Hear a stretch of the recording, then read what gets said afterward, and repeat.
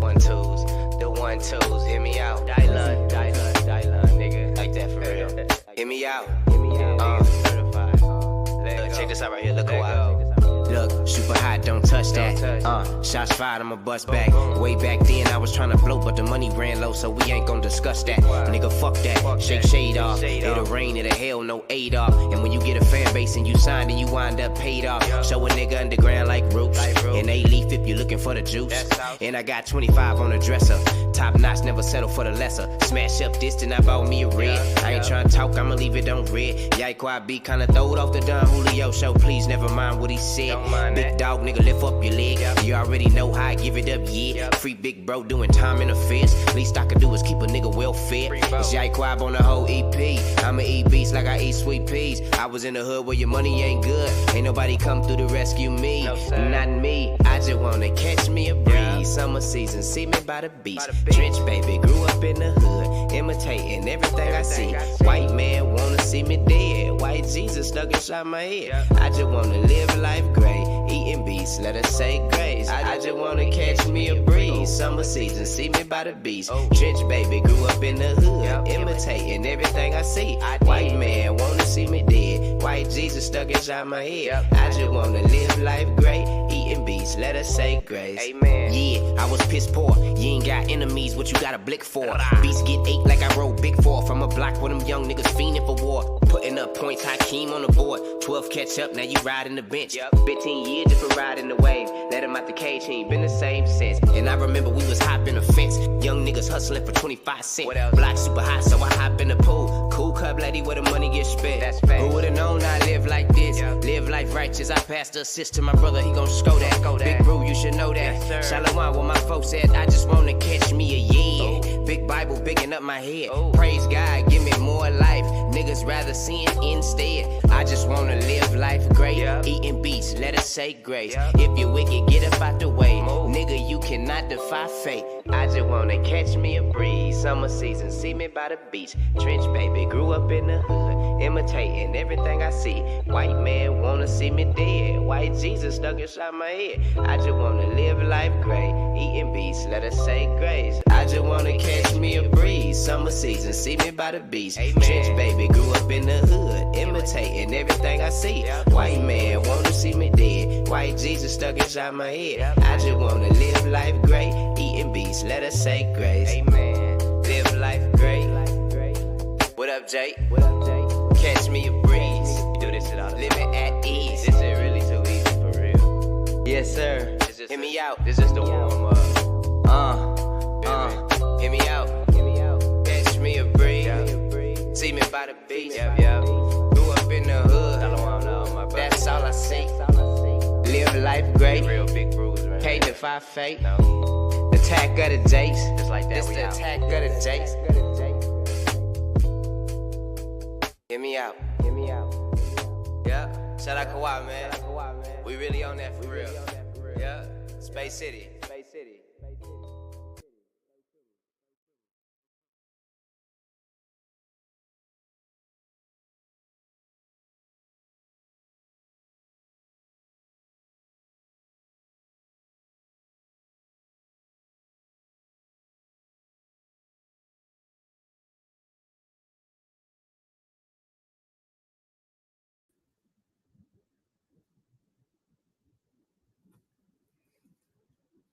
All right. Shalom.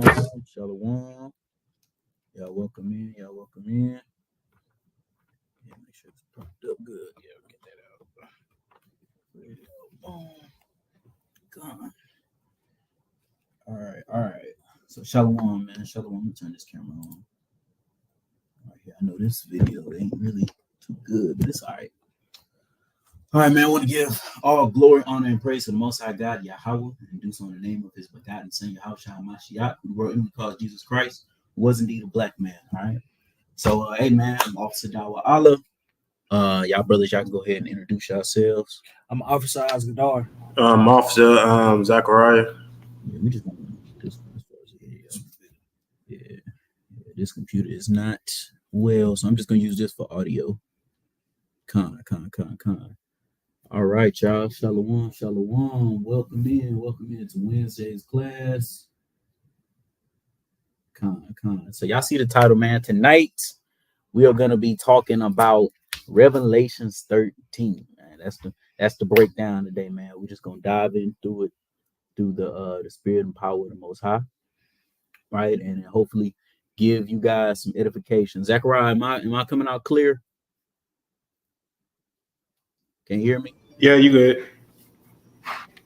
Okay, con. Yeah, I'm running off two computers, so I just want to see what that is, right? So let me share my screen on this. We can go ahead and get started.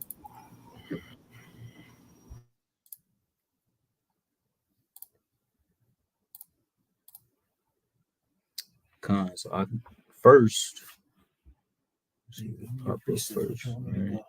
So first we're gonna start off with Daniel 7.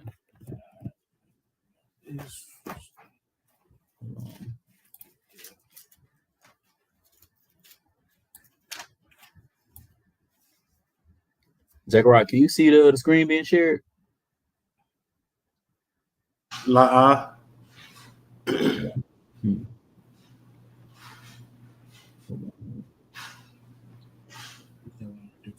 This one. Okay, bet. Con. There we go. It all praises. All praises, right? So we're in Revelations chapter 13, right? And before, well, we just start with it, right? So you give me Revelations 13 and 1 out, and we're gonna start from there. It's the book of Revelation, chapter 13, and verse 1. And I stood up, and I stood up upon the sea, upon the sand of the sea, and saw a beast raised up out of the sea. It had 7 heads and 10 horns, and upon his horns 10 crowns, and upon his head the name of blasphemy. Right. So before we dive into Revelations chapter 13, right, we have to go to another book in the Bible, specifically Daniel, because we're seeing the same beast that's in Revelation 13 in Daniel chapter 7. And with Daniel chapter 7 is going to point out emphatically who and what this beast is, right? So go ahead, give me Daniel 7. Let's start from verse 3. It's the book of Daniel, chapter 7, and verse 3. Mm-hmm. It says, And 4 great beasts came up from the sea, diverse one from another. Right. So this is a vision that Daniel is seeing, right? And he's about to explain these beasts that he's seeing in his vision, right? So we're gonna start with the first beast, right? Go ahead, read. It says, The first was like a lion, Mm-hmm. and had eagle's wings. I beheld till the wings thereof were plucked, and it was lifted up from the earth, and made stand upon the feet as a man, and a man's heart was given to it. Right. So this first beast, right? This first beast, as we know it to be, is Babylon. It's ancient Babylon. And how do we know this, right? Well, it says the first was like a lion and had eagle's wings. So if you know anything about history, the Babylonians at this time period, you had the Babylonians and you had the Assyrians. The Babylonians overtook the Assyrians, which is why you have a lion and you have the eagle's wings here. And then especially when you look at like a lot of the symbolisms of Babylon, it was the lion, right? Matter of fact, let me show y'all this right here, right? If y'all see this right here is the lion of Babylon. Oz, if you can read this for me, right? It I says, got something you need to look up after that too. Con, for sure. the lion is the symbol of Babylon and represents Ashtar, the goddess of fertility, love, and war. It said, meant not only to symbolize Babylon, but to instill fear in enemies. It seemed fitting that a single stone lion, they said, Albeit. albeit poorly preserved, is the only true remainder of Babylon that stands in Iraq today. Right. So you got paintings of this lion, and then you also have a statue that's erected in Iraq right now that has lasted the test of time, and it's the statue of what? The statue of the lion. So that's a common symbolism of Babylon, right? And every biblical historian is going to tell you that this beast right here, this first beast, is Babylon. All right, Zechariah, what you wanted to look up? Can I share my screen or I have to do it through you? Yeah, you can share your screen. Let me drop this one down. So I'm sharing my screen real quick. No, it's in the back chat. Here it is. Hold on, let me put it. Yeah, so this is we look up like a Babylonian Gryffindor. This is on the gate of Ishtar, like the brother was saying. You got this creature which got a lion face, and they also got these eagle wings right here. Same thing going on in Babylon. Mm-hmm. So I'll let you know that the first beast that we're going to read about in the book of Daniel chapter 7, that's referenced as there's really you go to Daniel 7:2, and also Daniel chapter 8, it literally tells you that the first beast is Babylon. So it's not something we just making up. Go on. I'm gonna start sharing my screen. Yeah. Right. Let's go back to Daniel chapter 7, right? Because this first beast, because once you know what the first beast is, you can just look at history, right? If we know this first beast is Babylon, okay, what nation conquered Babylon? What nation conquered them? What nation conquered them? Right? So this is how you begin to get a clear picture of what these prophecies is talking about. And we're gonna get back to Revelation 13, but the last beast that Daniel 7 is going to talk about is the beast that you see in Revelation chapter 13. So go ahead, go to Verse 5. verse 5. Verse 5. And behold, another beast, a second, like to a bear, and it raised up itself on one side, and it had 3 ribs in the mouth of it, between the teeth of it. And they said thus unto it, arise, devour much flesh. And devour much flesh, right? So this second beast here would be the Persians and the Medes, the Medo-Persian Empire, because this is the empire that came right after Babylon. We see this in the Bible, and we see it in history. So whenever it says, behold, another beast, a second like unto a bear, and it raised itself up on one side, that's because out of the Persians and the Medes, one group, which was the Persians, was stronger than the Medes. Mm-hmm. That's why its size is raised up. And then when you look and it said it has 3 ribs in his mouth, well, what 3 civilizations they had to take down in order for their empire to stand? That was the Babylonians, that was the Egyptians, and that was Libya. All those 3 kingdoms had to fall for this second beast to come into power, for the Persians and Medes to have their dominance at that point in time. That's why it says devour much flesh. How did they devour the flesh? How did they devour these ribs or these nations? Through war and conquest. Right? Go ahead. Verse 6. After this I beheld, and lo, another, like a leopard, which had upon the back of it 4 wings of a fowl. Mm-hmm. The beast had also 4 heads, and dominion was given to it. Right. Now, what empire came after the Persians and Medes? Oh, that was the Greeks, specifically Alexander the Freak, man. Right? I ain't about to give him his moniker that the world gives. Yeah. Nah, man, F him. Right? Alexander the Freak came, and then they said whenever he rolled into battle, he would have like a some leopard skin on, man. That's what he loved. He loved that leopard skin, riding into battle, betraying around with his leopard skin. And then whenever it says like a leopard which had on his back 4 wings and a fowl, and the beast that had 4 heads, well, why is that? That's because when Alexander died, he split up his kingdoms into 4 generals, and his 4 generals reigned in his stead after that. You see that in Maccabees, first Maccabees, right? So now you had the Babylonians, you had the Persians and Medes, and here we are on the Greeks. So now we're about to look at this 4th beast, and this 4th beast is the beast that we're gonna go back to Revelations 13 and dive more in depth in, right? So go ahead. Verse 7. After this I saw in the night vision, and behold, a 4th beast, dreadful and terrible, and strong exceedingly, and it had great iron teeth. It devoured and brake in pieces, and stomped the residue with the feet of it. And it was diverse from all the beasts that were before it, and it had 10 horns. And it had 10 horns, right? And this right here would be the ancient Roman Empire. It's the ancient Roman Empire, right? It says it had great iron teeth.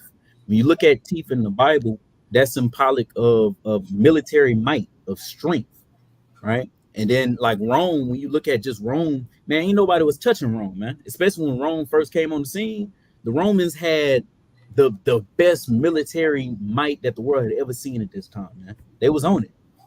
They was on it. That's why it says it devour and it break in pieces, man, and it stamped the residue with his feet because Appreciate just how strong it was. Con, what you got out?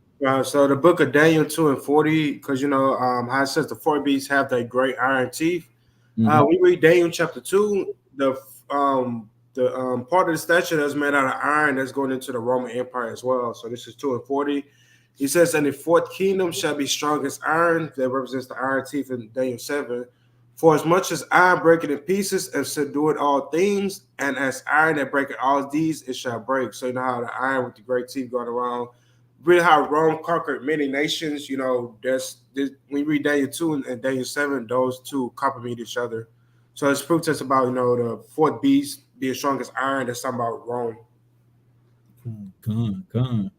Right, all praises, exactly. When it says, select if I'm wrong, but when it says it was diverse, that's talking about because You said what?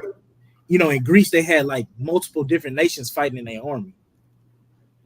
Well, yeah, Rome, right? Yeah. Gone, right? So it says it was diverse from all the beasts that were before it, and it had 10 horns. Y'all remember that, right? Remember those 10 horns, because these are the identifiers that we have to use to identify this beast here. So read verse 8. Verse 8, I considered the horns, and behold, there came up among them another little horn, before whom there was 3 of the first horns plucked up by the roots. And behold, in this horn were eyes like the eyes of man, and a mouth speaking great things. Right? And then when you go into the prophecies, man, this little horn is America. This little horn is America that uprooted 3 horns in its place. What were those 3 horns? Those 3 horns that America uprooted was Spain, the French, and the British, right? And we're gonna dive more into those horns later on. But you have to understand, I guess you would say, the order of the beast for you to fully understand what's going on in Revelation chapter 13. So this beast right here is that Roman Empire. So now let us go to Revelation 13. Let's go back to Revelation 13 and 1. It's the book of Revelation, chapter 13 and verse 1. Mm-hmm. And I stood up upon the sand of the sea, and saw a beast rise out of the sea, having 7 heads and 10 horns, and upon his horns 10 crowns, and upon his head the name of blasphemy. Right? So when you look at this beast, right, the 7 heads of this beast would be the 7 nations that Rome split up into, which would be what? That would be Rome, Greece, Spain, France, Britannia, Germania Major, and Germania Minor. Those are all the things that Rome split up into after its fall. And then when you look at these 10 horns, these 10 horns are the 10 common markets, man, that these nations form. Specifically, it's called the EEC. That's what it started out as. I believe the European Economic Committee. And then that transferred over into what we know today as the EU. The EU, and then as a larger NATO. But it started off with the EEC, the European Economic, I want to say it's Council or Committee. Let me check all these acronyms, man. Hold on. EEC. Yep. European Economic Committee or Community, Slovakia. That's what was the founding or the basis of the EU, and these are the 10 horns here. Mm-hmm. And what are some countries that made up that? Spain, French, Britannia, out of which America came out of, right? So let's keep reading. Go to verse 2. Verse 2. And the beast which I saw was like unto a leopard, and has feet, and his feet was as the feet of a bear, and his mouth as the mouth of a lion. And the dragon gave him his power and his seat and great authority. Right? And this is just describing the characteristics of this beast, on how it's just dreadful and it's terrible. It's the same context like in Daniel 7, just describing like this beast right here is not like the other beasts. This beast is dreadful and it's terrible. And then it says the dragon gave him his power. If you read in Revelation chapter 12, the dragon, hey, that's the Idunians, man. That's Esau. That's the Edomites. Mm-hmm. The dragon gave this Rome its power. Why? Because the Romans are Esau. They are the Edomites. They're the devil that the Bible speaks of. That's right. That's right, right. Go ahead. Verse 3. And I saw one of his heads as it were wounded to death, Mm-hmm. and his deadly wound was healed, and all the world wondered after the beast. Right. So now this is talking about the revival of Rome. Right. So Rome initially failed. Rome fell, and Rome, well, they say Rome never failed. So when you look at the history of Rome, Rome got split up into two sides, a west and an east. The east became the Byzantine Empire, and the west pretty much stayed Rome. Stayed Rome until I believe like the 6th, 7th century, somewhere around there, where it actually fell. But you see a resurgence of Rome, a resurgence of Roman culture in what? The Renaissance, right? And we're going to get that. I have a short video that, really explains it. So instead of us reading, right? And shalom to everybody that's in the chat, right? Let me play this quick video. I'm gonna answer this question just real quick. Yeah, go ahead. Sister Elizabeth, no, in the kingdom of God, women will not be forced to be married. It's going to be up to you still like it is now. Yeah, we don't do that in Israel, right? All right, so this video right here is going to explain the fall of Rome. You know what I'm saying? How Rome fell, how this beast was wounded unto death. Okay.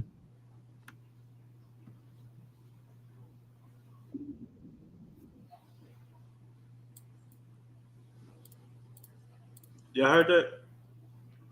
Huh? That led to the decline and ultimate collapse of this once mighty civilization. The Roman Empire at its peak was an extraordinary superpower that stretched. And I just want to say, man, hey, fair use. This is our thoughts and comments on this video for educational purposes. Across 3 continents, boasting impressive architecture, law and order, and cultural achievements. However, even the mightiest empires have their weaknesses. Let's uncover the key factors that contributed to the fall of this great empire. One critical factor was the vast size of the Roman Empire.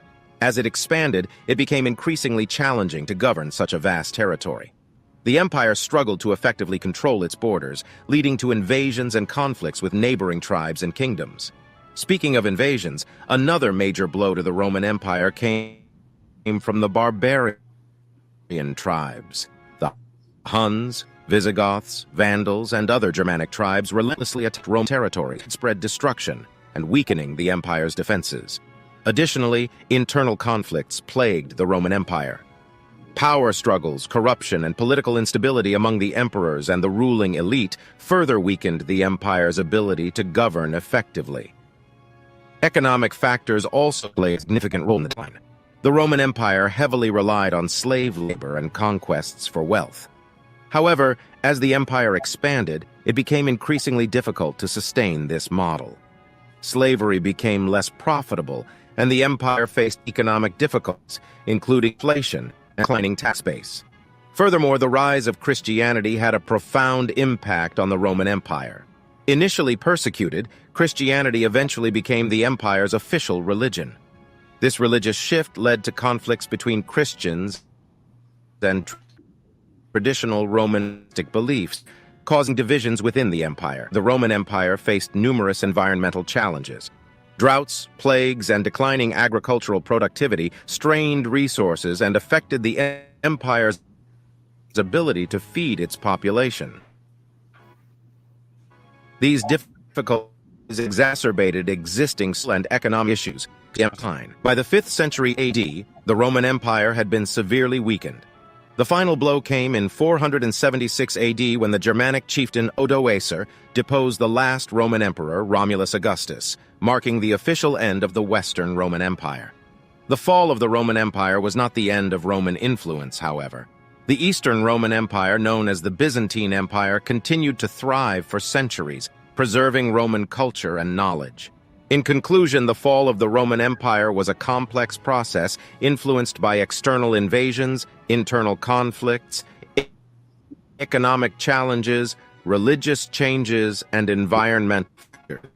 This pivotal event reshaped the course of history, leading to the rise of new civilizations and laying the groundwork for the medieval period. Thank you for joining us on this journey through history. Join us. Right. So, hey, Hey, we see. Yeah. What's up? yeah, go ahead with your point. I think you're about to say the same thing. Well, I was just gonna say, man, it parallels what's going on right now. Yep. Literally, it parallels what's going on right now, man. Showing you that Rome has revived, man. It's right back. It literally said some of the factors was what? Inflation, infrastructure, overspreading of their military, internal conflicts. That's what you see today in America, man. They ain't learned their lesson. No, well, what you gonna say? Yeah, I was gonna say this the same thing. How they're saying invasions. Now you got war going on in America. Got to deal with that inflation. All these different religions. So the people are confused. So literally, how they say Rome is falling, America is going out the same exact way. So can you get real quick Revelation 17 and 11? Come on, let me put it back on the screen. Get that real quick, right? So to show you how, because really, when the brother said Rome never, when you say Rome never died, technically it didn't. So-called white people, right? When Rome fell, they was out of power for a little bit. They came back into power, and now Rome still exists as America today. So Revelation 17 and 11, it says the beast that was and it's not, even he is the eighth and is of the seven and going in perdition. So it's letting you know that when he was seeing a vision about America existed during the time period of Rome.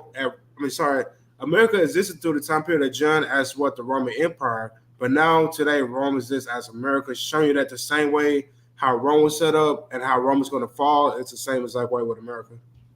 Con. Hey, and that's the point right there, man. Right? So that is how its wound, it was wounded unto death, right? Through all those different factors. The same way America's gonna be wounded, but America ain't coming back, man. Yeah. America ain't coming back, right? So now we have to look at how was this deadly wound healed? How was this wound healed? If you had the collapse of Roman society, right? The collapse of the Roman Empire, how was it healed? How did it come back into power? Oh, it was the Renaissance, man. During the time of the Renaissance, you saw a rebirth of Roman ideas, Roman customs, Roman philosophies, right? Just the moral standard of Rome, it came back onto the earth. Even when you look at the word Renaissance, it literally means rebirth, right? To return. Right. So and we're gonna get another video on that, but read verse 4. It's like it. I got another precept, but I don't want to stay away from the topic. Now you can. What you got? So Book of Revelation 20. So Revelation 20 also speaks about how the great dragon went in the pretty much was out of power for 1,000 years. How he would have to come back and deceive the nations. So this is like what we're talking about. So when you read so Revelation 20, how you say? Hold on. No, what verse? Verse 2, I'm gonna jump to verse. I'm just get to the point. So verse 2. Go ahead. So it says, and he laid hold on the dragon, and we know the dragon going into Rome, the Edomites, the old serpent, which is the devil, and Satan, and bound him 1,000 years, right? So I know when you used to, you be able to type in when did the Dark Ages start and end on Google, and they'll tell you literally from like 500 AD to about 1500 AD. That's about 1,000 years.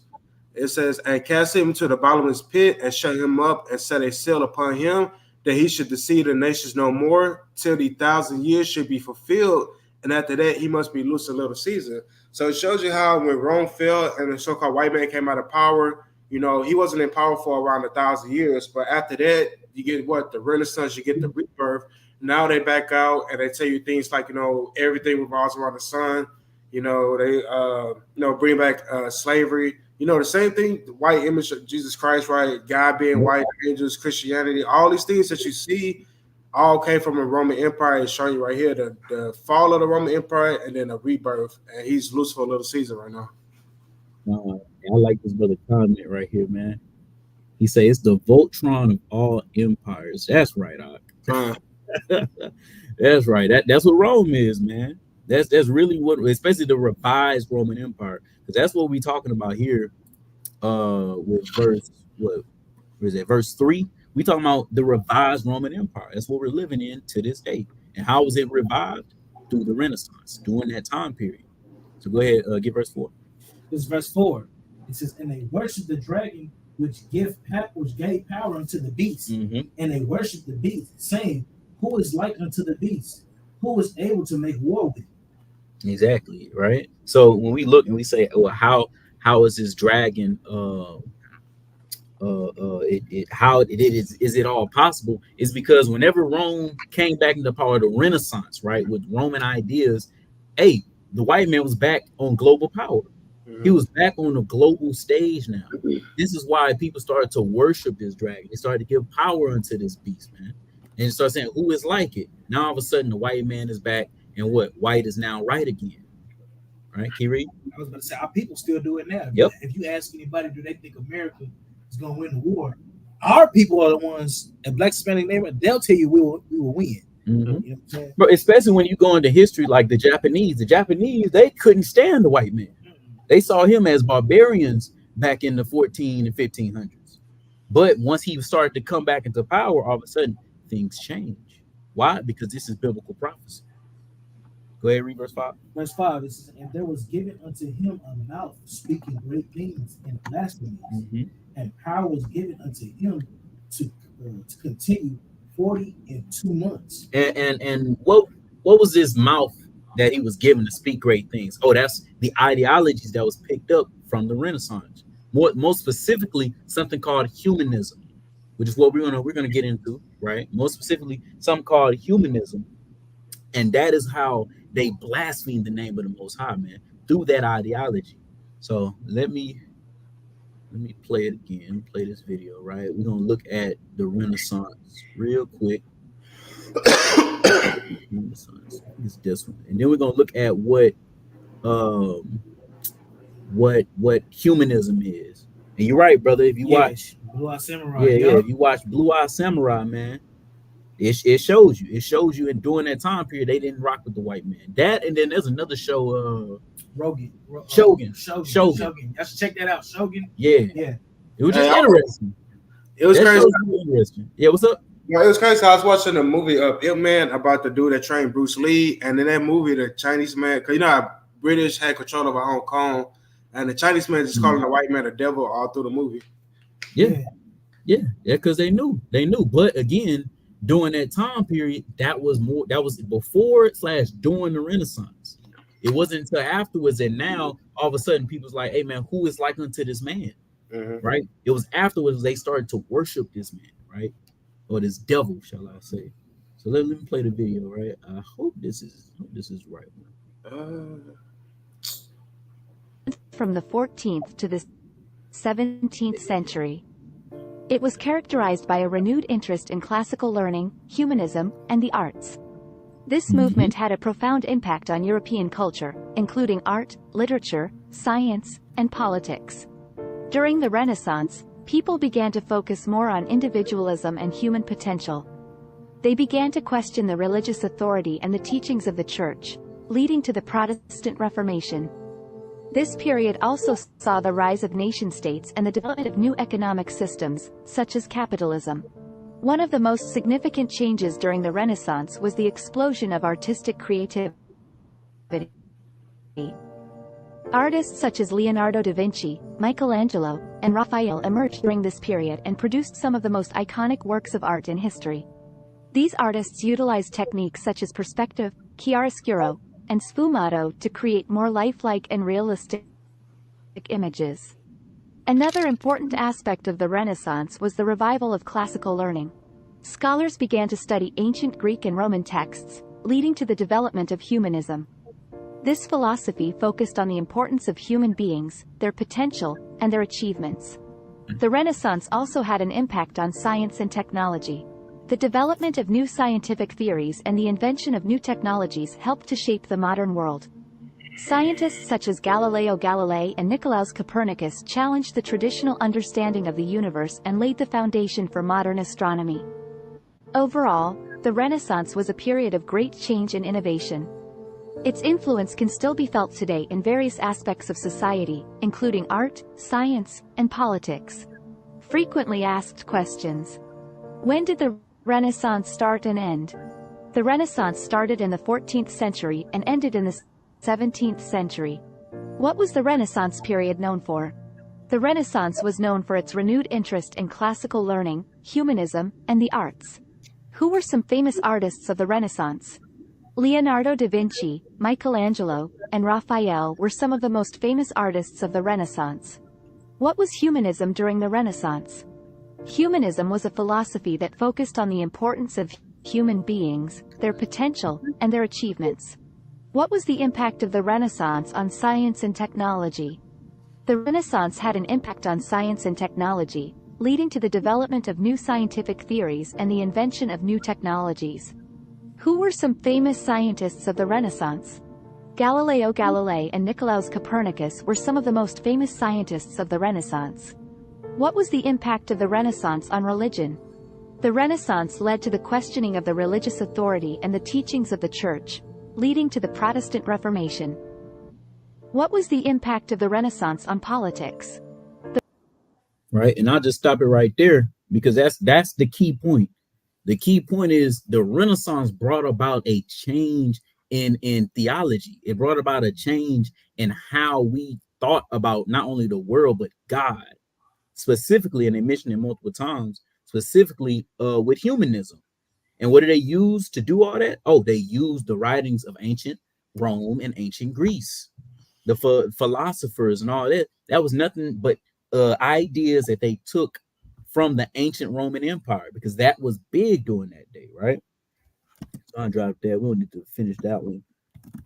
I'm gonna play this one. This one emphasizes what humanism is, right? Because this is what's practiced today. Now, if you go to college, you take humanities.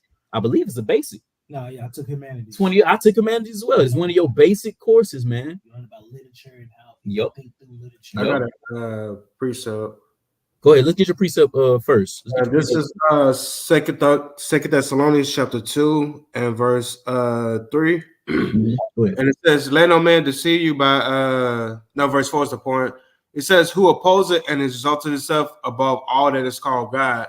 So essentially, when you had the concept of humanism, where you throwing away God and you're trying to focus on the accomplishments of humans, essentially you putting yourself above God, and that's what the so-called white man did. It said, who exalted himself above all that is called God, or that is worship, so that he is God sitting in the temple of God, showing that he is God.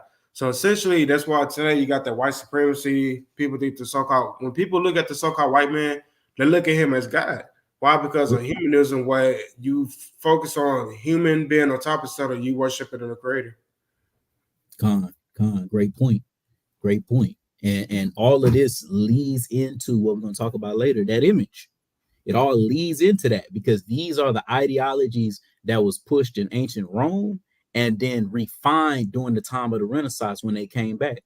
And now, boom, the science, the math, the philosophies, all of these ideologies that we have today, it all started where? During the Renaissance, right? So let's look at a humanism.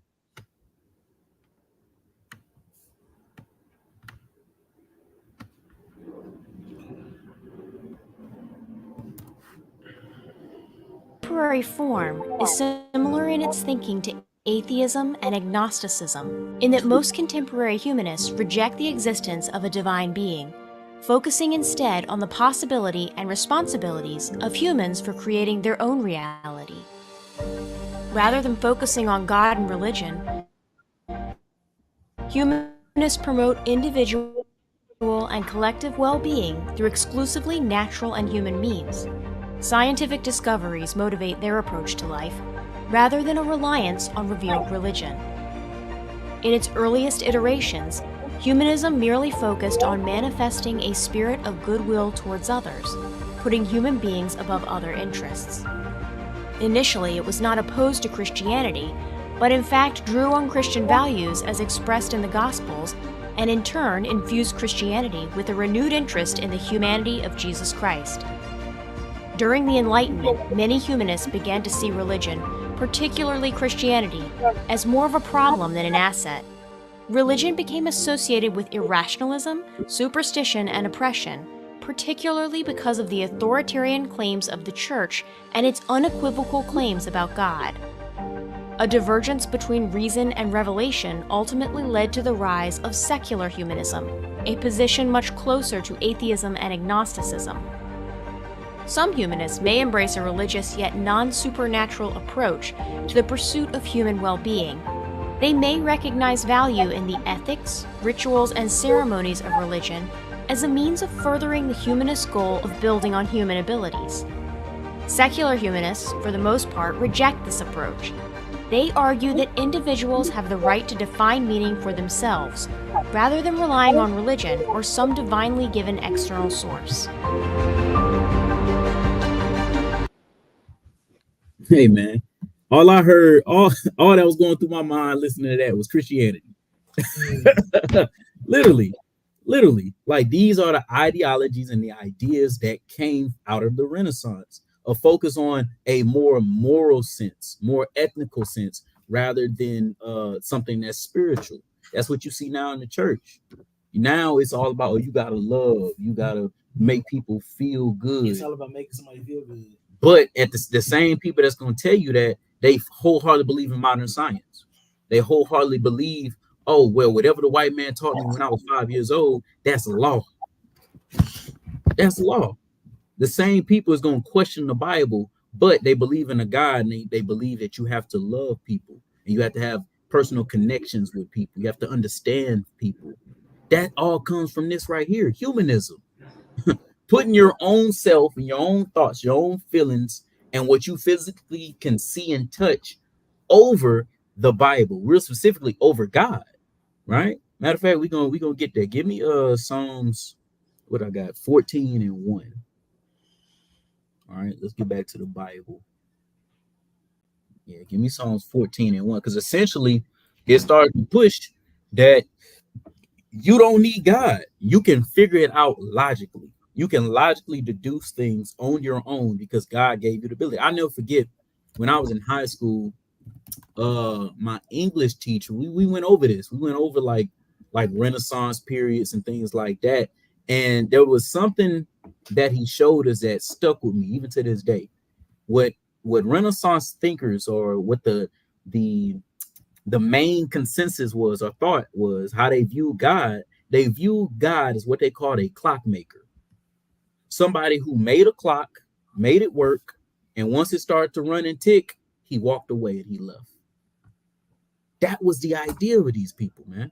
And these same ideas have been pushed and forced on our people, which again is prophecy, which we're gonna get. But go ahead, read what you got. I was gonna say, you got that fair use banner? I need to get it, but fair use, man. Fair use. Yeah, because you know how they. Yeah, you know YouTube, man. YouTube. We love you, YouTube. We love you, creators of YouTube. You are our best friends, right? Read that. This is Psalms 14:1. It says, "The fool have said in his heart, there is no God. They are corrupt. They have done abominable works. There is none that doeth good." And this is why you see the degenerate behavior that's in the world today. There's no moral there. There's no standard. There's no morals, there's no standard. Why? Because this beast has pushed its own ideologies, man. It has pushed its own ideologies, and now you have abominations running rampant. You have corruption running rampant. Why? Because at the end of the day, hey man, they don't believe in God. Con. I see that. At the end of the day, they don't believe in God, man. So like this beast, all of these things are being revealed through the Spirit. Give me 1 Timothy 6:20, because they want us to believe these philosophies. They want us to believe these science, right? They want us to place that over God, over what the Bible tells us. And the Bible warns us of this. Paul writes to Timothy, and he warns him of this. All right, give me a sec. 1 Timothy 6, verse 20. Go ahead. This is the book of First Timothy, chapter 6 and verse 20. Mhm. Oh, Timothy, keep that which is committed to thy trust, avoiding profane and vain babblings and oppositions of science falsely so called. Falsely so called, right? Read, finish out. It says, which some professing have erred concerning the faith, grace be with thee. Amen. And then some have erred concerning the faith because of this, man. They have erred. Let's go into these words. I love word study. Me and this brother love word study, right? Precept after. Con, let's look at profane first. G 952. What it says here. All right. Look at this. Heathenish. Wicked. Wicked, man. Wicked. So it's talking about this profane speech, and hey man, this is the things that the heathen say. the things that are wicked and profane. Yeah, that's why some of our people, first thing they tell you is, we the Israelites. Well, how is that, boy? Our DNA say African. See? Our DNA say this. See? That's profane speeching right there, man. The heathen think about things like that. The heathen is the ones that bring up these ideologies and these scientific thoughts, right? Let's look at another one. Vain babbling, G 2757. What did it say for vain babbling? Empty sounding, fruitless discussion. And when you look at Rome and you look at the philosophers, especially during the time of the Renaissance, that's what they would do. They'll literally sit down and have theological discussions, as they would say, or what, how you say it, philosophical. There we go. Philosophical conversations. They would just sit down and have fruitless discussions. This is what was going on in Rome. This is what was going on during the times of the Renaissance. It's also going on in Greece. That's why when you see most of the philosophers, the place where they would go communicate at is like in the place of concourse where people were out in the streets, at the market and stuff like that. They would go out there and they would like basically push the doctrine of, I believe in this, that, and the third. That's how it all started. It is useless matters, man. Come on.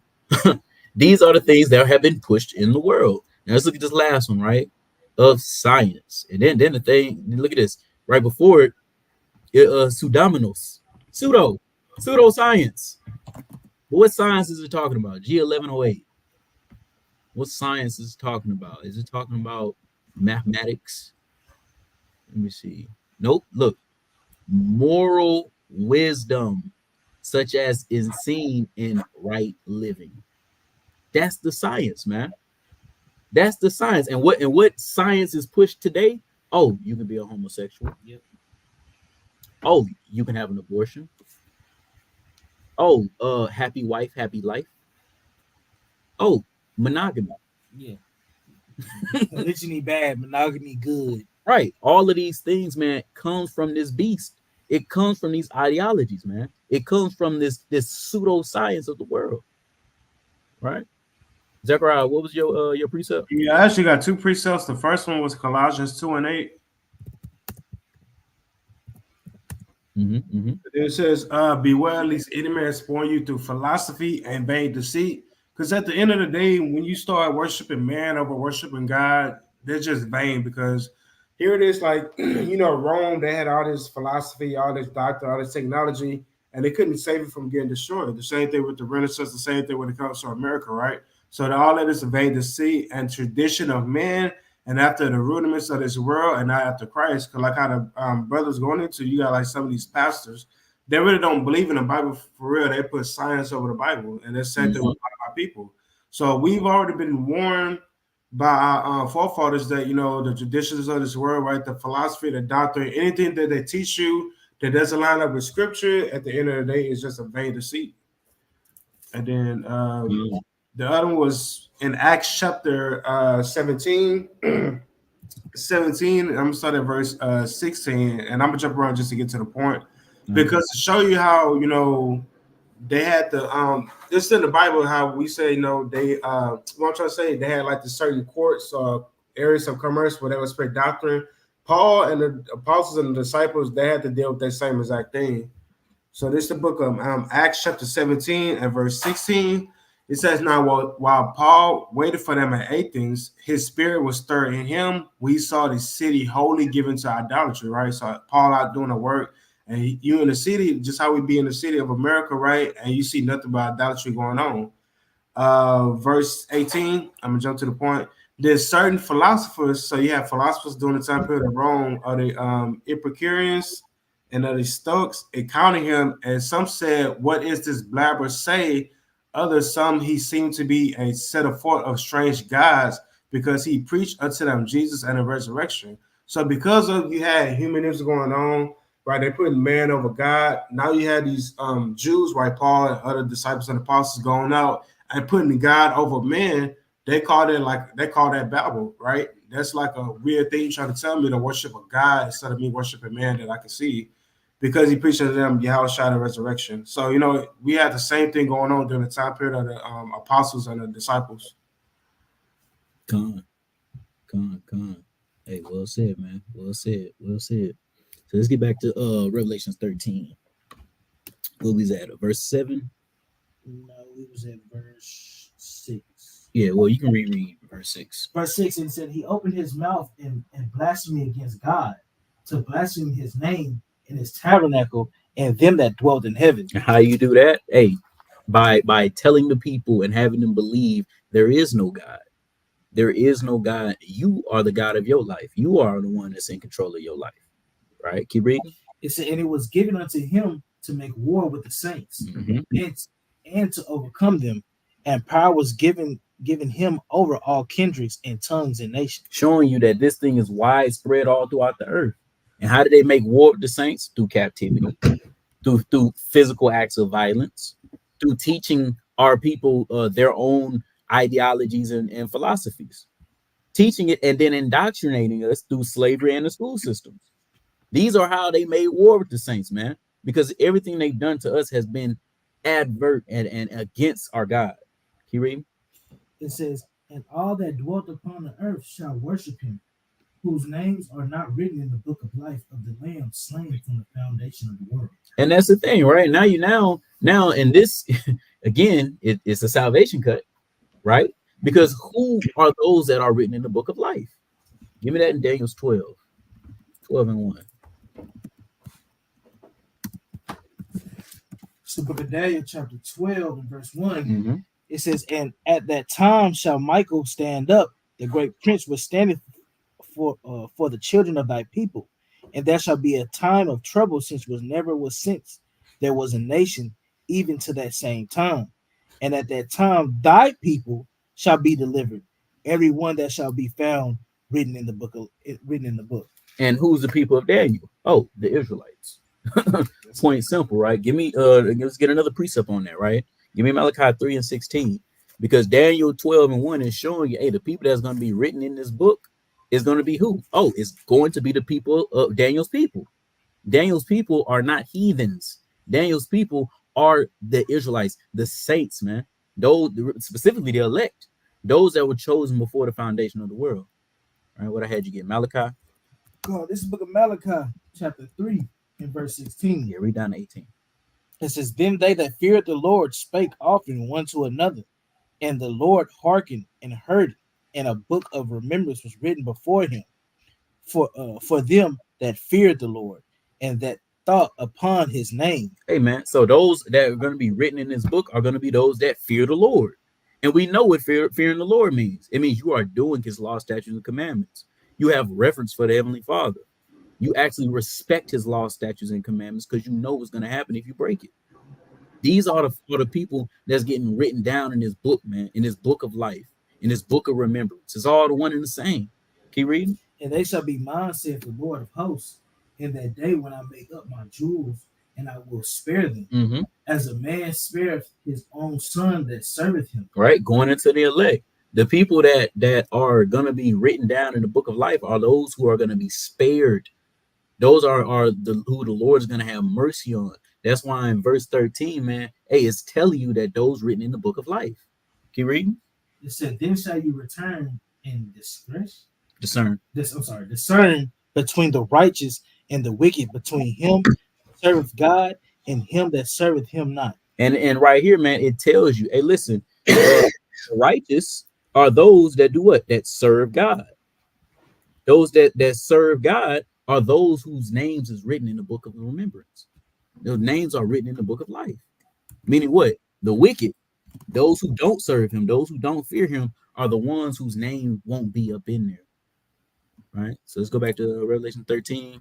Let's look at Revelation chapter 13. In verse 8, because this is the judgment for those whose names aren't written, those who don't serve the Most High, those who don't fear the Most High, right? The wicked of all people and the wicked of the heathen, they are not written in the book of life, and they are going to worship this beast, man. Read. Read 8 again. It says, all that dwelt upon the earth shall worship him, whose names are not written in the book of life of the Lamb slain from the foundation of the world. So, hey, man, if you want a good indicator whether or not you are on the right track, see if you fit this world, man. See if you fit the philosophies and ideologies of this beast, of this system, of the world power that's into play, which is the revised Roman Empire, man, spearheaded by America. Read. Verse 9. And if any man have an ear, let him hear. He that leadeth in the captivity shall go into captivity, and he that killeth with the sword must be killed with the sword. Here is the patience and the faith of the saints. Now, you know, Israelites always, come on, man. It's probably the first scripture we learn coming into this truth. And we like, that's right. Right. But in context, hey, man, this is talking about the beast system. It's talking about all those nations, man, that fall under this beast system, which is a lot. And coincidentally, those nations have direct involvements of our slavery. Coincidentally. Spain, France, Portugal, right? America, the Britain, the Germans had us.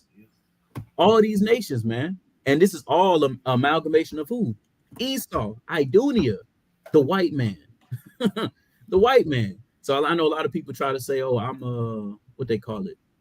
What, first generation Americans? Yeah, that's what they say. They say basically they people are Americans. So, you know, this doesn't fit them, right? This prophecy don't fit them, or they say they had nothing to do with slavery. It doesn't matter, because in this context, the entire beast system has to either go into captivity or be killed with the sword. You see that in what's that? Verse 7? Yeah, verse 7. All of this is in context.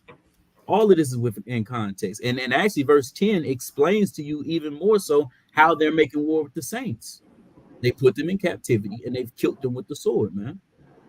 To say you don't benefit from slavery, but you're in America, it's crazy. Yep. It's crazy. Yep. This is verse 11. It says, and I beheld another beast coming out of the earth. Now this is the second beast. Read. It says, and he had two horns like a lamb, and he spake as a dragon. Right. And now this beast that's coming up, man, this will be America. This will be the America that we're in today.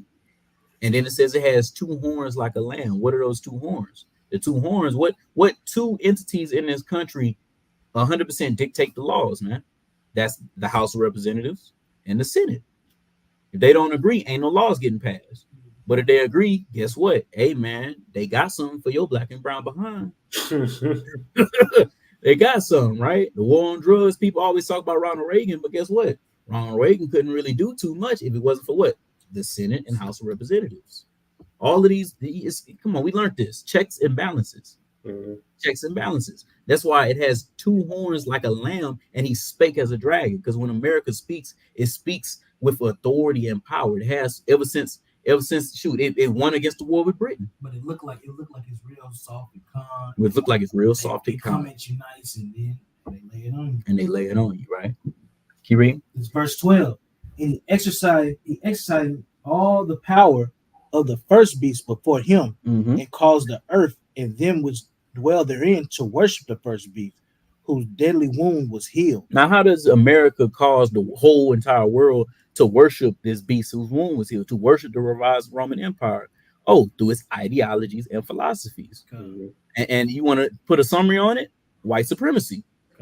That's what it is, man. Like literally, when the president gets selected, they have what's it called? Inauguration. Yep. That is a Roman practice, and I think it's like back then they like did like some type of ceremony, and like the god was supposed to choose who was next. Like that. That's literally us worshiping the first beast. Mhm. If you participate in voting, you worship the first beast. Yep. If you're in the medical field, you got to learn Latin. Yep. Whole bunch of Latin phrases. If you want to be a lawyer too. What do you say? I said if you want to be a lawyer too. Yep. You want to be a lawyer, you have to learn these Latin phrases. Thought Latin was a dead language. Why are we using it so much? No, Right. you got the months named after Roman gods. All the Roman gods, the months, even Monday, Tuesday, Wednesday, Thursday. Yeah. Yep. This whole political structure, right, with the Senate and elections, all that come from Rome. Mhm. Look at the buildings, the architectural structure. They get that from Rome. I believe they call it like a neo-Rome. That's what they call it, man. And with then the spirals and the columns. And instead of Roman Coliseums, you got the NFL field, NBA, baseball field, boxing. All that's really just gladiator sports. Hell, we had the Olympics. Yep. Come on, hey, come on, bring it out. Right? These are how this new beast, which is America, is causing the earth to worship the first beast. Because all of the earth, man, follows after America. It follows after America. And what does America do? America just pushes the same things that was pushed down to them. Why? Because they're all a part of the same system. They all believe in the same thing, man. America comes and say, hey, I'm white and I'm right.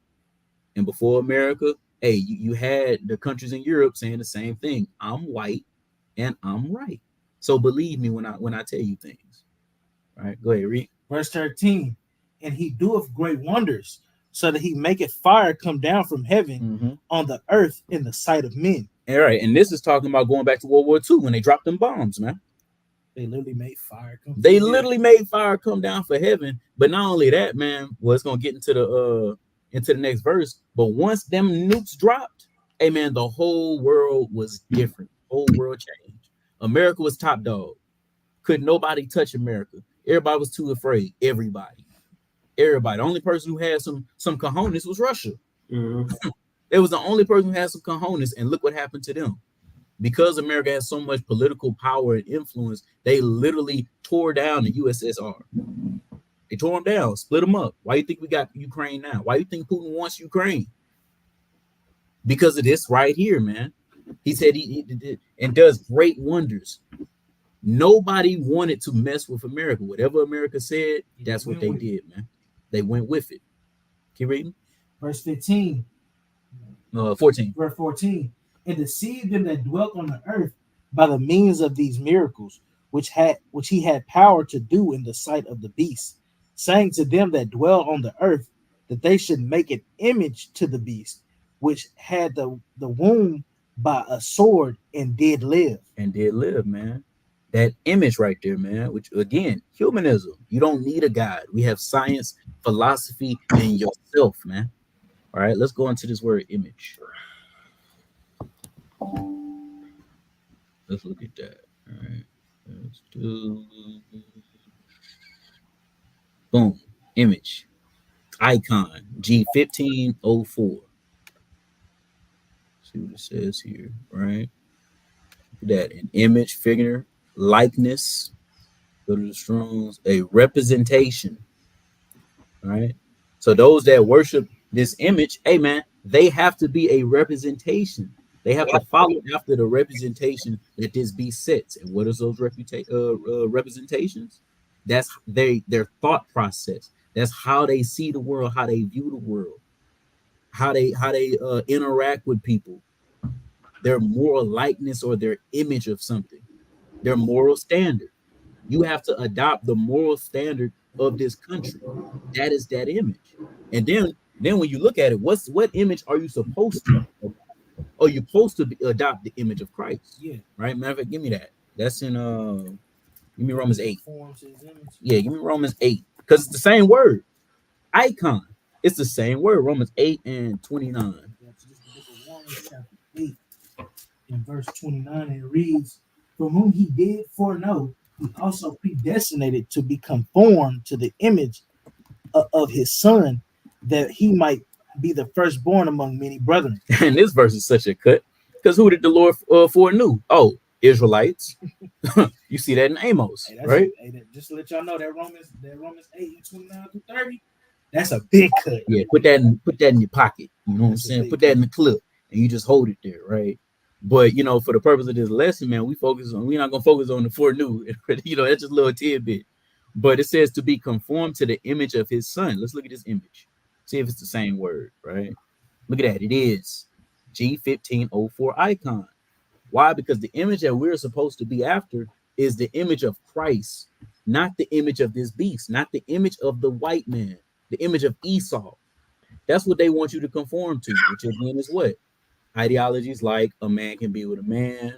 I just seen a post the other day. Woman got caught, man, sleeping with her dog. Yeah. The woman got caught sleeping with the dog, and the husband got caught with child pornography or something like that. Come on, man. But again, and we didn't even touch on that. We didn't touch on the. I gotta be careful because we're on YouTube. You know, how can I say this? Back in Rome and the Renaissance and Greece, they like to get freaky with how do you call it? With adolescents, man. People who aren't tall enough to ride rides. That's what they want to push. You see it all the time. Child's getting kidnapped, sex trafficking. This is the image of the beast because to them, there's nothing wrong with that. Remember, it's about your morals. As long as you're good to a person can do whatever they want to do, including an adolescent. That's why it's not more. It's more than two genders now. That's why it's more than two genders now because the beast said so. That's from Rome. That's from Greece. That's from Esau in general. Esau's ideology is decrepit, man, and it's sick. Why? And this is the image, man. This is their reputation that they want. They want you to have the same moral standard as they do. That's why this beast is causing everyone to what? To worship the image. Right? Where were you at? Verse 15? Yeah. Go back to 14. Go back to 14. It says, and deceive them that dwelt on the earth by the means of these miracles which he had power to do in the sight of the beast. And that's what it is, right? Like America has deceived our people into thinking they are the hegemony of the world. What they say goes. Because I'm telling you, 20, 30, 40 years ago, these old heads, if they seen a person of alternative lifestyle, they're going to call them all type of derogatory names. Yeah, they're going to say, hey, man, get away, get away. But now it's, oh, you know, we have to have representation. Which is cool. I just thought about it. Representation, right? That's that icon. Yeah. Mm-hmm. That's that icon. You need representation of what? Of your wickedness. You need an icon. You need to portray that image to the masses so that we can be okay with it. That's why it says, and deceived them that dwell on the earth. And if you remember when we read up more, it talked about those that was going to be deceived was going to be those who aren't written in the book of life. Right? And then it says, which had, let me see, image of the beast and did live. Right? Yeah, so keep going. It says, verse 15, I'm so sorry. Saying to them that dwelt on the earth that they should make an image to the beast which he had the wound by a sword and did live. Mm-hmm. And he had power to give life unto the image of the beast, that the image of the beast should be both spake and caused that as many as would not worship the image of the beast should be killed. And how are you killed today, man, if you don't get along with their ideologies? If you don't get along with their moral standard? Oh, they ostracize you. They counsel you. They cancel culture, right? They don't got to physically kill you, but they can destroy your character. They can kill your character. They can kill your reputation. How do they do it with these other countries that don't get down with their system, who disagree with them? Oh, they destabilize them. Mm-hmm. They go into their country and destabilize them. They go into their country, they destabilize. They straight out assassinate sometimes, right? When a country doesn't really like how America's going, hey, they slander them. They do a whole campaign, and then what they do, they get other countries on board to do the same. Look at Russia. They did the same exact thing with Russia, right? So keep going up. Verse 16, and he causeth all, both small and great, rich and poor, free and bond, to receive a mark in their right hand or in their forehead. And here we are. Here we are. Right. Y'all see the title. A lot of y'all only came in here just to get to this part, man. Just we to get to this part. The joke on you. I titled it like that on purpose. Right. Now we do believe this, right? The mark of the beast is not sin. It's just not. It's just not. It's just not. Love brothers, but it's just not. I'm sorry. It's not. Right? Read. Go ahead. It says, verse 17, and that no man might buy or sell, save he that had the mark of the name of the beast, or the name of the beast. It says, or the number of his name. So you got to think about this, right? So people like to have the notion that the mark is sin. Okay. So when did sin for the Israelites, like emphatically, boom, this is sin right here? When did that show up? In Exodus. Yeah. And we received the law.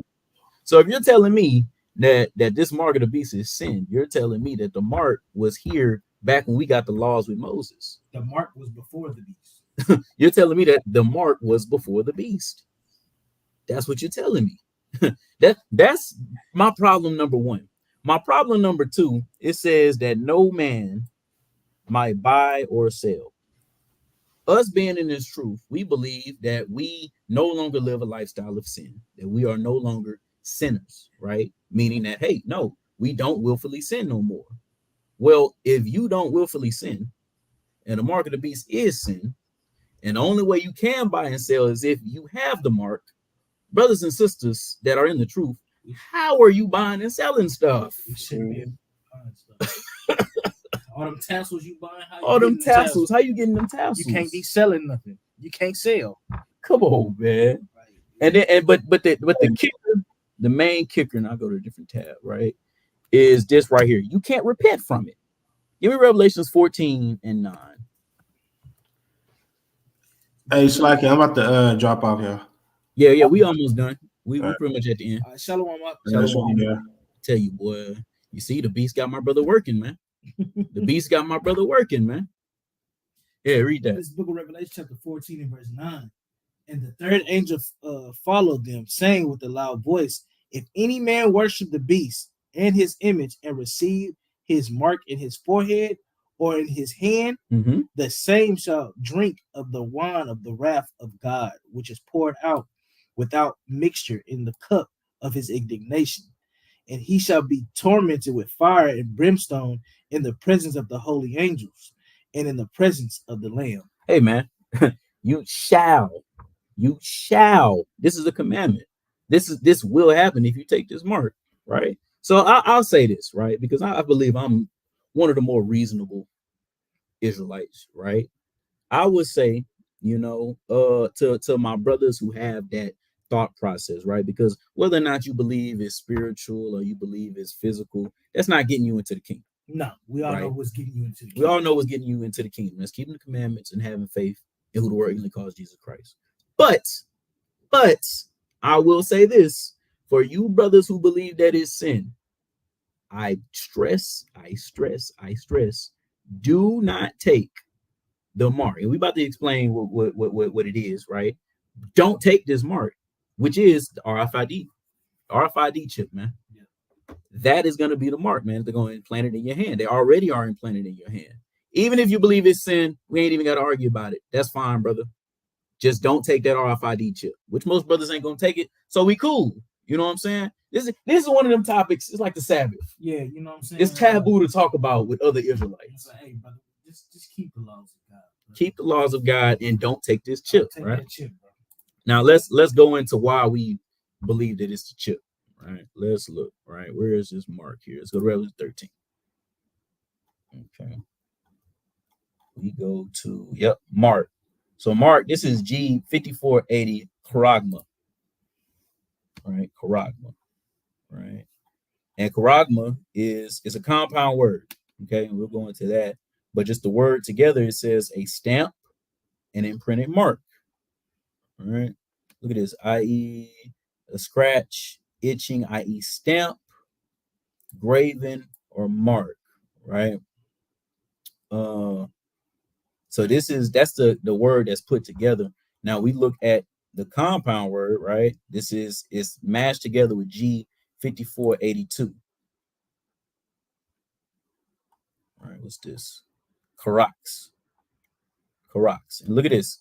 A pale or steak. A pale or steak. So you got a pale or steak as one. And then when we go, let me see, where's the other word?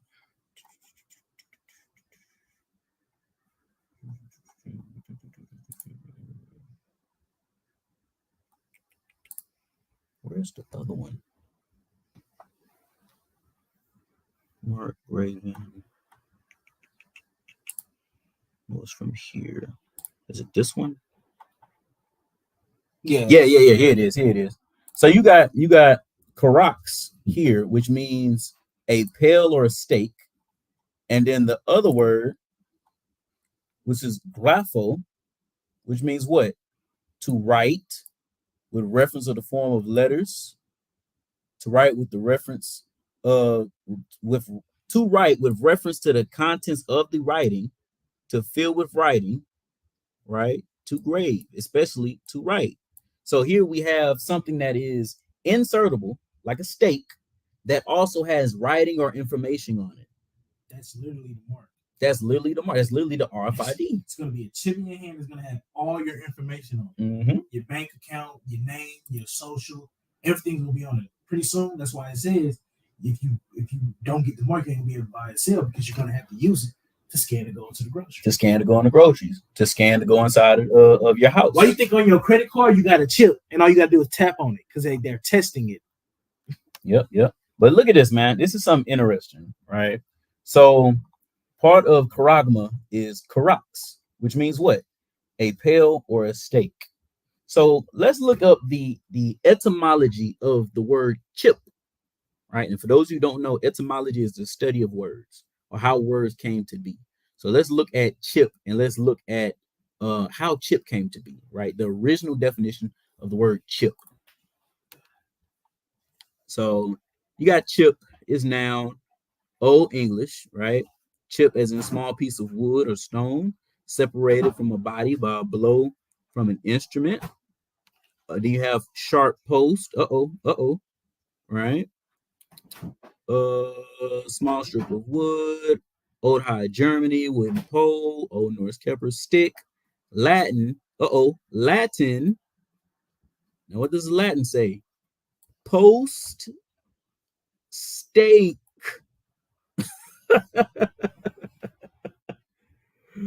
Post or steak, man.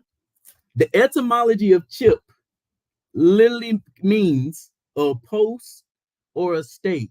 We go to carax. Carax means a pale or a steak. What are we doing? What are we doing, man? Right? But like I said, brothers don't have to believe it's the chip. Brothers just don't take it. Don't take it. Even if you don't believe it, I'm telling you, man, from Space City to y'all, don't take it. With love, man. With love, right? Now I'm this pretty much is it for the video, but just to prove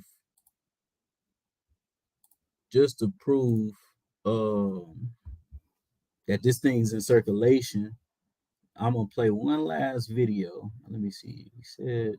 He said we got the fair use. Banners. Those were banners. Yeah. Nah, it's with brand. I would have to switch it over to DTX. It's fine. I'm gonna add it later, so YouTube don't mess with us. But yeah, what I'm about to show y'all right now is what's already in circulation. Right? Again, fair use. Our thoughts and comments on this, right? So let me add this.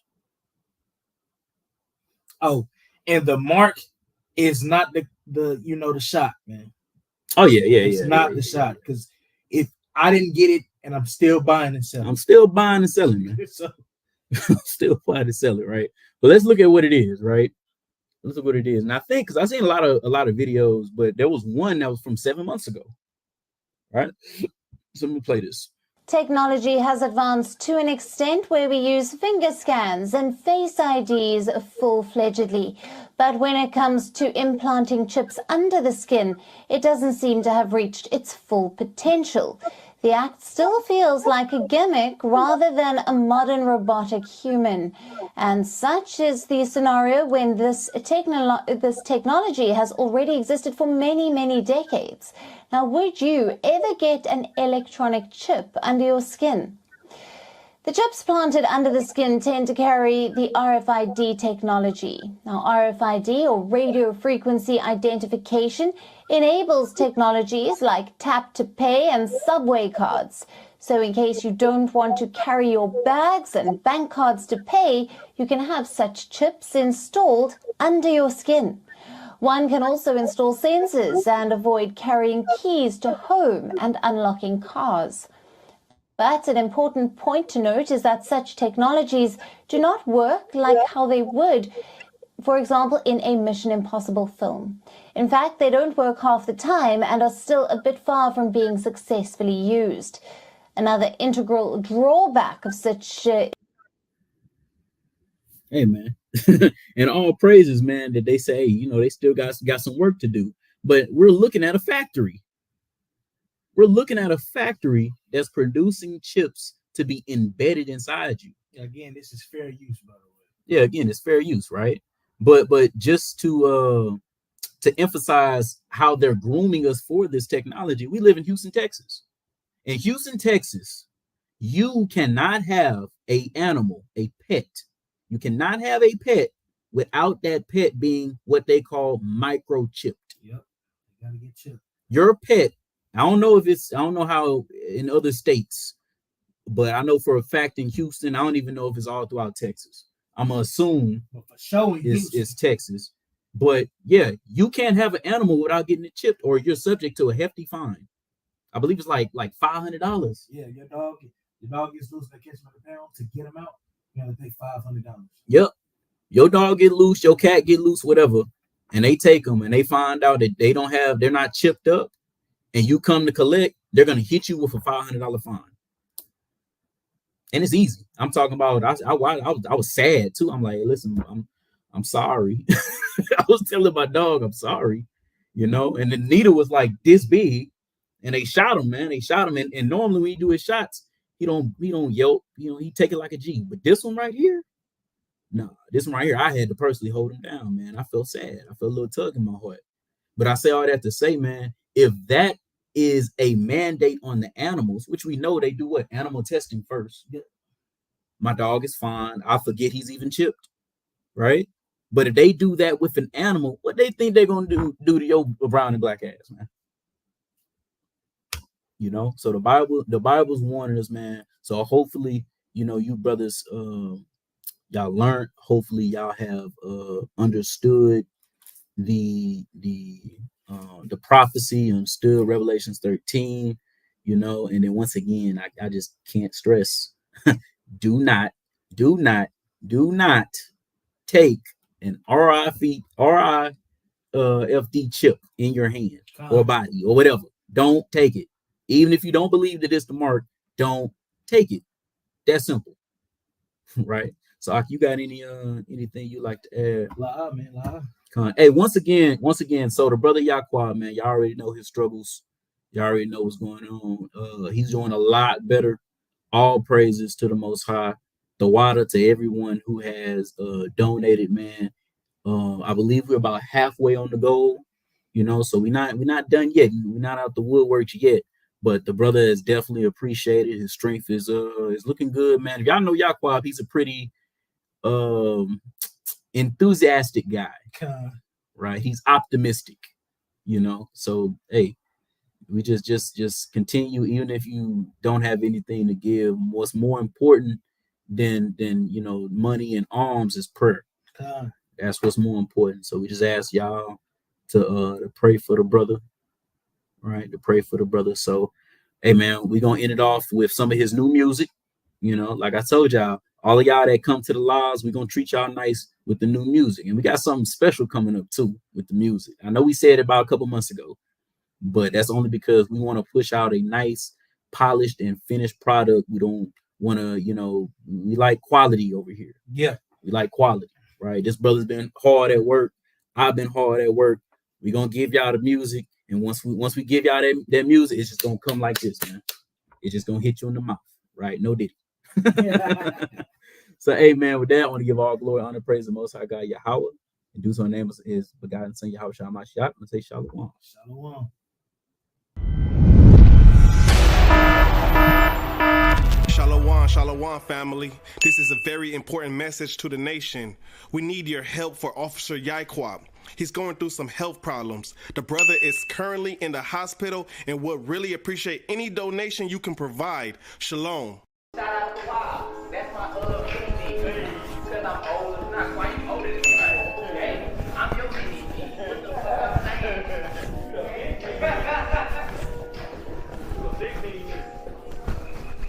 And what's 31?